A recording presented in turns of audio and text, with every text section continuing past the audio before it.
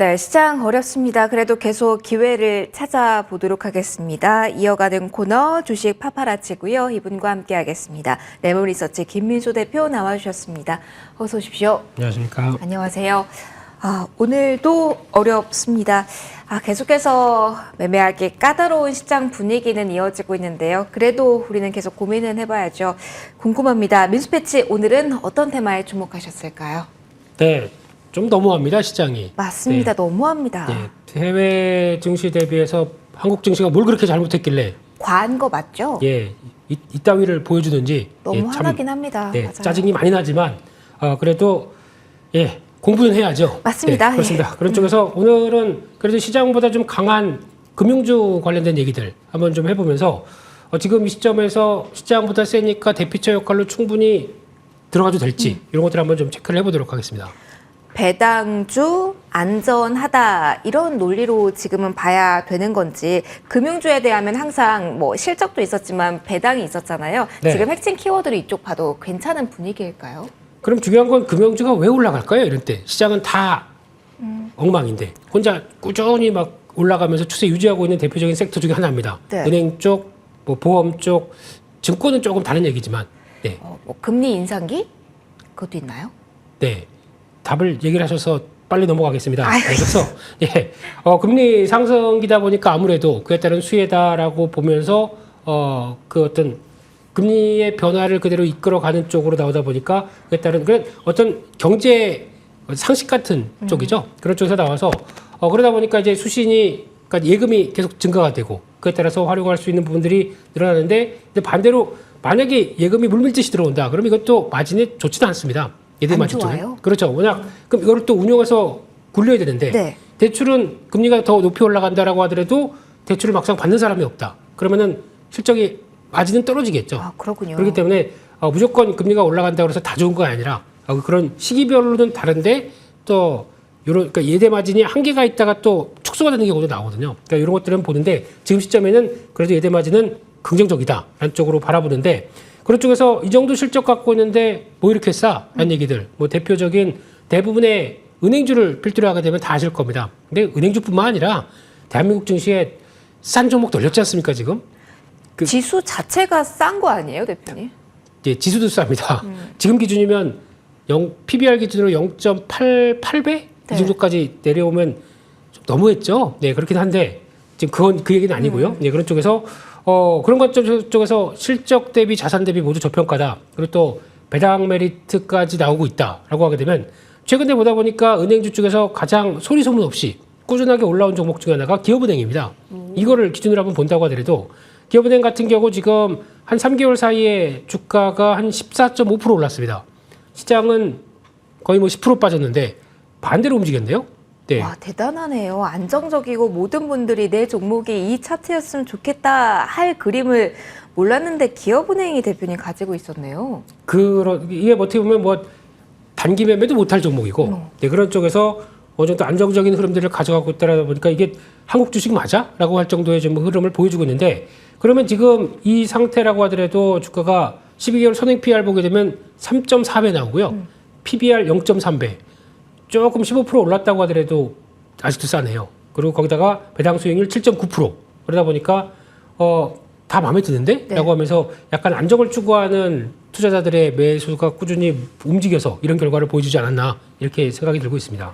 그러면은 저평가돼 있고 매력도가 충분한 것 같은데 그러면은 적극적으로 지금 금융주를 사기만 해도 괜찮은 건지 주의해야 될 부분이 없는지도 궁금해요.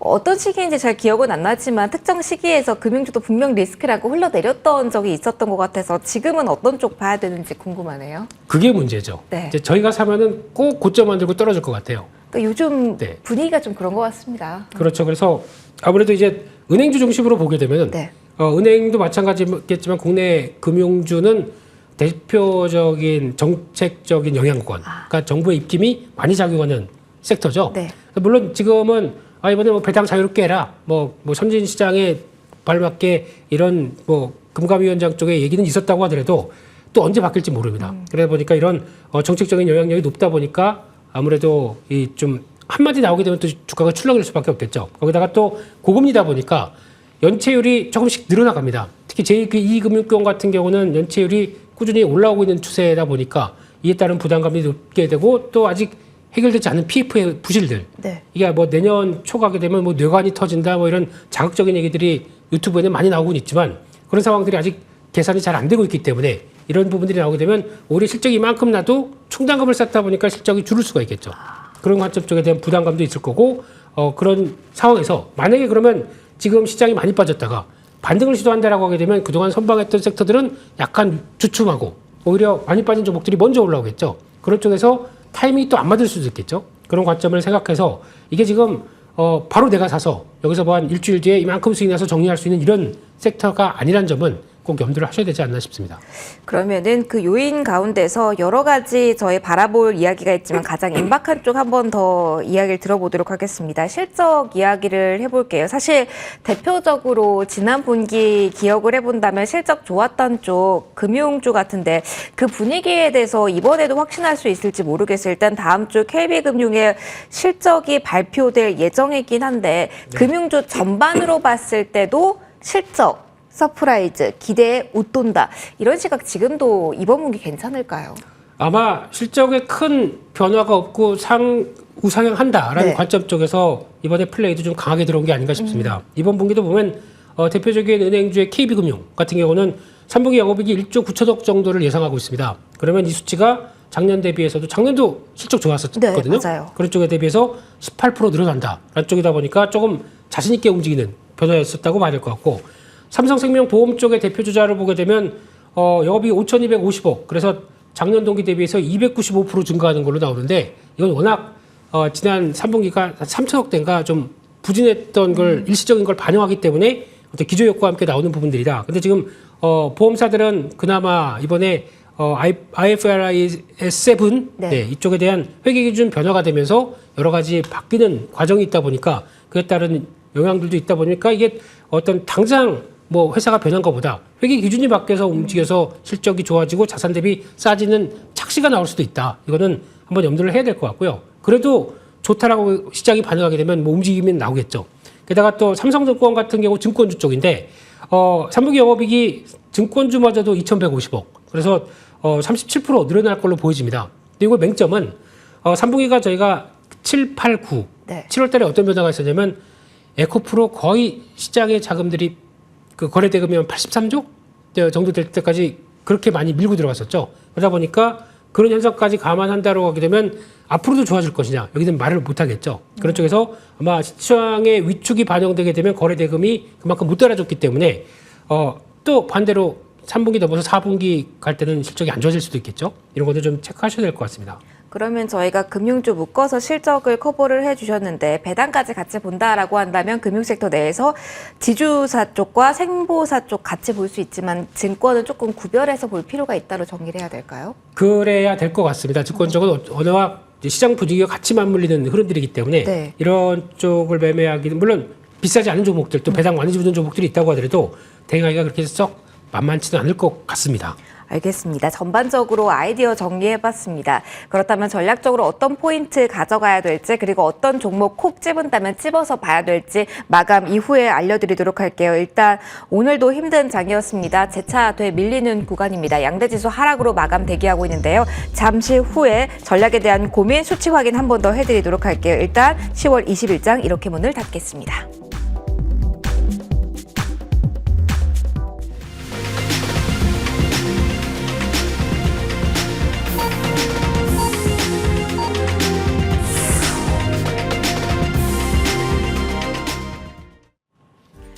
네, 오늘 이렇게 마무리가 됐습니다. 탈출구, 퇴로가 보이지 않는 하루였습니다. 일단 장 초반부터 금리에 대한 우려 안고 출발을 했고요. 그리고 중동발 리스크에 휩싸인 하루였습니다. 여기에다가 장중에는 기관 중심의 금융투자 물량이 들어오면서 어느 정도 저점을 해서 회복하나 싶었는데 마감 3시 전후로 해서 재차 밀리면서 그러나 이전 저점까지 밀려나진 않았습니다만 다시 한번 저점을 몸을 낮추면서 다시 한번 밀려난 지수였습니다. 어제에 이어서 계속해서 힘든 하루하루가 이어지는 모습이었는데요. 수급적으로 봤을 때도 거래 대금은 상당히 제한적인 상황, 대형주에 대해서는 계속 차가운 시선이 이어지고 있고요. 전쟁 관련된 일부 테마성 종목에 한해서만 강력한 탄력성이 나온 하루다 이렇게 볼 수가 있을 것 같습니다. 지수도 볼 거고요. 종목들의 향방 오늘 확인해 보도록 하겠습니다. 자, 먼저 지수에 대한 이야기를 해보도록 하죠. 2,400선 내줬고요. 지금 1.69% 정도의 하락률이 나온 걸로 확인이 됩니다. 지금 일중 그래프가 화면에 나오고 있는데요. 살짝 들어간 구간 보이실 겁니다. 이 구간이 점심 전후에 12시, 1시 정도에 그나마 오늘 장중 고점이 만들어졌던 구간인데요. 오늘 이렇게 다시 한번 밑에 쪽으로 내려가면서 2,375선에 마무리가 됩니다. 2,369선까지 장 초반엔 밀려나기도 했었고요. 그러다 여전히 무거운 분위기 속에 내려갔다 40포인트 조정권이었습니다. 코스닥으로도 넘어가 볼게요. 자, 코스닥의 하락폭은 훨씬 더 컸습니다. 줄여나가는 폭도 상당히 이 오후장에 드라마틱했는데요. 다시 한번 2차 전지주 되밀리는 모습이 나왔고요. 1.89%의 하락률을 기록했습니다. 7개월여 만에 다시 한번 앞에 7자 찍힌 구간에서 움직임 나오고 있는데요. 장중 저점 대비로 했을 때도 10포인트 정도만 밉니다. 전반적으로 우울한 하루 양대 지수에서 펼쳐졌다라고 보시면 되겠습니다. 원달러 환율도 살짝 살펴볼까요? 1352원 선에서 마무리가 됐습니다. 전 거래일 대비로 했을 때 5원가량 하락한 모습이었는데요. 스타트 라인은 1357원이었습니다. 고점 대비로 했을 때는 하향 안정화되는 모습이 나타났다라고 볼 수가 있겠고요. 1450원 선에서의 공방전 계속 치열하게 나오고 있습니다. 다음 달에 FOMC 11월입니다. 자, 이제 블랙아웃 기간에 들어갔기 때문에 코멘트는 더 이상 들어볼 수 없는 상황인데 관망장세가 뚜렷해질 수 있다라는 부분도 확인해 보시고요. 미국 10년물 국채금리가 5%대를 뚫어냈습니다. 국채금리의 변동과 더불어서 달러화에 대한 수급도 몰릴 수 있는 상황이라는 점도 함께 확인을 해보셔야 될 것 같습니다. 역외환율도 계속해서 꼼꼼하게 보셔야 될 것 같습니다. 일단 마감 상황 전해드렸고요. 종목들의 향방도 살짝 보고 넘어가도록 하겠습니다. 자, 거래소 시작에 움직인 종목들 흐름 보시면은요. 일단 그래도 장 초반에 양대지수 저점이 만들어졌을 때 삼성전자와 SK하이닉스가 2%가량의 하락세를 보였거든요. 그래도 특히 SK하이닉스는 빨간불 전환되면서 양봉 전환되면서 0.4% 정도 올랐고요. 되밀리긴 했지만 그래 저점 대비로 삼성전자도 1%로 선전해줬다라고 말할 수는 있을 것 같습니다. 다만 전반적으로 봤을 때 2차 전지 셀 업체들은 그리 힘을 오후장에도 보여주지 못했는데요. LG 에너지 솔루션을 필두로 해서 지금 화면에 나오는 LG화학과 삼성 SDI 모두 2에서 3% 깊은 하락폭. 그동안 선전해줬던 기아 같은 완성차도 오늘 3% 가깝게 흔들리는 모습. 그리고 전반적으로 포스코 실적 이후에 잠정 실적 발표 이후에 분위기 좋지 않습니다. 포스코 홀딩스도 5% 하락으로 마무리가 됐습니다. 실적 이야기 살짝 나왔으니 오늘 오후장에서 실적 발표한 현대건설도 보도록 하겠습니다. 트리거 역할, 그래도 분위기 전환점 역할을 실적이 해줄 수 있을까요? 오늘 현대건설의 매출액 그리고 영업이익 시장 예상을 상회했습니다. 1% 전후의 움직임 나오다가 그래도 고점 부근까지 올려서면서 마무리가 되는 모습 오늘 펼쳐졌는데요. 3%까지 오늘 고점 높이면서 전반적으로 이렇게나 하락 종목이 많은 가운데 빨간불 켰습니다. 코스닥 시작에서도 오늘 1,300여 개 종목, 거래소 시작에서도 700개가 넘는 종목이 하락이었습니다. 자, 코스닥도 확인해 보도록 하죠. 단연 지수 연동해서 2차 전지의 흐름 궁금하셨을 것 같은데요. 에코프로비엠, 에코프로 모두 하락으로 마무리가 되는 모습이었고요. 오늘 전반적으로 길을 펴는 종목이 많지 않았습니다. 그나마 일부 제약바이오 쪽에서 그리고 일부 게임주 안에서 상승권 흐름이 나타났다라는 점 정도를 특징으로 꼽아드릴게요. 이렇게 일단 짧게 브리핑을 마무리합니다. 그리고 대표님께 질문을 좀 드려보도록 할게요.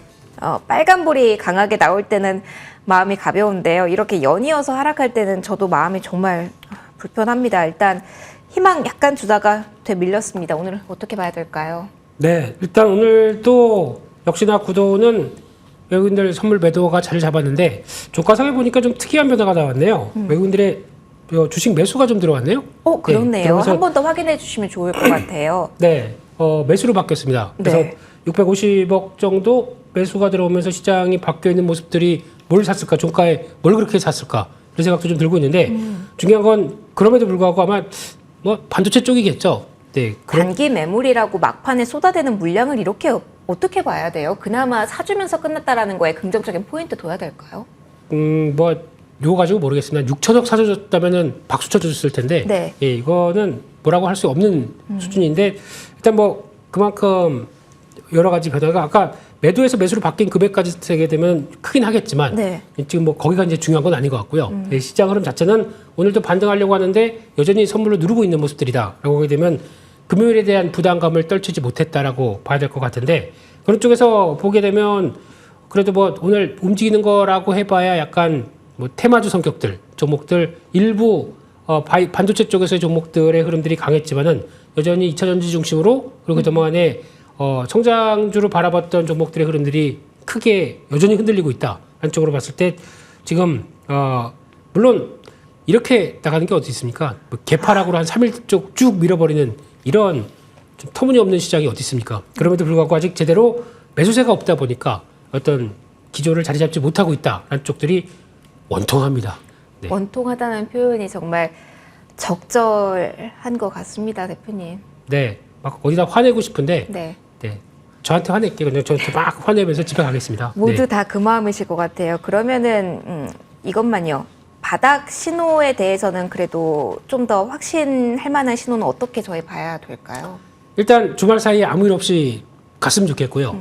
저 중동 쪽에서 아무 일 없이 갔으면 좋겠고 거기다가 5% 안착이 아니라 5% 시도로만 나오고 이제 점점 그 10년물 국채 금리가 변화가 나오기 시작한다라고 하게 되면 그나마 좀 얼었던 마음들이 좀 녹기 시작하겠죠. 그런 것들을 체크를 해야 되기 때문에 아직은 뭐 본격적인 지금이 바닥이다라고 보다 지금과 함께 나올 가능성을 좀 체크해야 되겠죠. 네. 알겠습니다. 그러면은 이런 상황 속에서 저희 안전반 역할, 배당에 대한 매력 가지고 있는 금융섹터에 대한 이야기 풀어가고 있었는데요. 감안해서 전략 어떻게 잡아갈지 질문을 좀 드려볼게요. 그러면 이런 분위기가 당분간 이어진다는 가정 아래 금융섹터에 대한 전략은 어떻게 저희 가져가면 좋을까요? 네, 그렇다고 해서 지금 이쪽이 추세 갖추고 괜찮다고 해서 쫓아가지는 않으셨으면 좋겠습니다. 그렇게 되면은 오히려 그쪽은 아까 말씀드린 것처럼 갔는데 시장이 바닥을 확인하고 움직인다 그러면은 오히려 반대로 엇박자가 날 수 있기 때문에 그거는 나중에 시장 안정권 들어온 다음에 계산을 하시는 게 좋을 것 같고요. 또 배당 얘기를 많이 하시는데 배당보다는 배당 나오고 그 다음날 배당락 나오게 되면 그만큼 다 뺏어갑니다. 그렇기 때문에 배당만큼의 수익률을 확보했다. 정리하고 다음을 보시는 게 더 좋지 않나 생각이 들고 있습니다. 알겠습니다. 자, 그러면 저희 리스트업은 좀 해놓도록 하겠습니다. 금융 섹터 안에서 한 종목을 뽑아서 본다라고 하면은 어떤 포인트 잡고 어떻게 가격 전략 가져가야 될까요? 관심 종목 공개해 주시죠, 대표님. 네, 메리츠 금융지주를 봐야 될 것 같고요. 특히 메리츠 증권과 메리츠 화재 100% 자회사로 합쳐서 편입했기 때문에 거기서 나오는 부분들 앞으로 성과는 시장과 반대죠.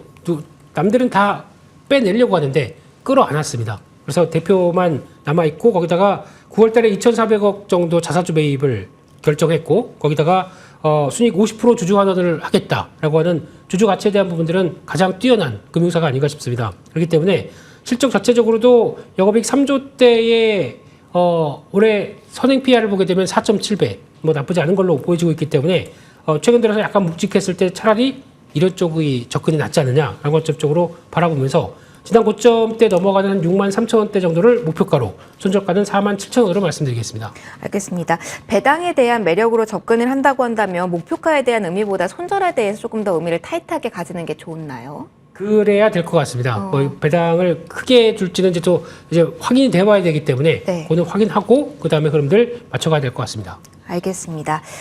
자, 오늘은 이렇게 좀 정리를 해보도록 하겠습니다. 저희 앞서 확인 한 번 더 못 해드려서 수급 상황 한 번만 더 띄워주시면 여기에 대한 코멘트 한 번 더 화면상으로 확인하고 좀 갈까 합니다. 외국인 쪽에서 매수로 오늘 전환을 하면서 마무리가 됐습니다. 장 막판만 하더라도 지금 외국인 쪽에서 유가증권 시장 500원가량의 매도 우위였는데요.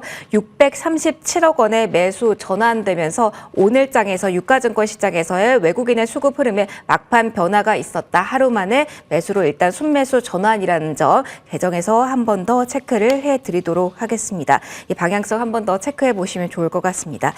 자, 일단 오늘 힘든 하루였습니다. 희망 잠깐 줬다가 이렇게 또 끝나니까 마음이 좀 씁쓸하긴 한데요. 그래도 실적이란 트리거 다음 주 기대해 보면서 여기서 마무리 짓도록 하겠습니다. 마지막 코너 함께해 주신 랩몬리서치 김민수 대표와 함께 인사드릴게요. 시청해 주신 모든 분들 고맙습니다.